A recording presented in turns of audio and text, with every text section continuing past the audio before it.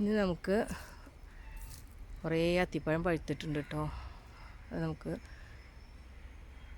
പൊട്ടിച്ചിട്ട് ഒന്ന് ജ്യൂസ് അടിക്കാം.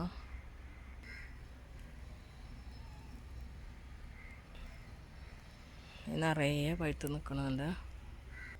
ഞാനത് കുറച്ച് പൊട്ടിച്ചെടുത്തിട്ടുണ്ട്. അപ്പോൾ ഞാനിതൊക്കെ ഒന്ന് കഴുകിയെടുത്തിട്ടുണ്ട് കേട്ടോ. ഇനി ഇതിൻ്റെ ഈ തണ്ടൊക്കെ ഒന്ന് പൊട്ടിച്ചെടുക്കണുണ്ട്. എല്ലാത്തിൻ്റെ തണ്ടൊന്ന് പൊട്ടിച്ചെടുക്കണം കേട്ടോ. ഇനി നമുക്കൊരു മിക്സിയുടെ ജാറിലേക്ക് ഇട്ട് കൊടുക്കാം. ഇനി ആവശ്യത്തിനുള്ള പഞ്ചസാര ഇട്ട് കൊടുക്കാം. 1 കപ്പ് പാലും കൂടെ ചേർക്കുന്നുണ്ട്. ഐസ് ക്യൂബ് ഇട്ട് കൊടുക്കാം. ഇനി നമുക്കതൊന്ന് അടിച്ചെടുക്കാം. അപ്പോൾ നമ്മൾ ജ്യൂസ് ഇവിടെ അത്തിപ്പഴം ജ്യൂസ് ഇവിടെ അടിച്ചെടുത്തിട്ടുണ്ട്.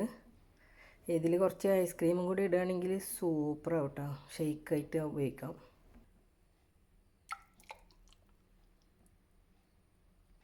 നല്ല ടേസ്റ്റാണ്.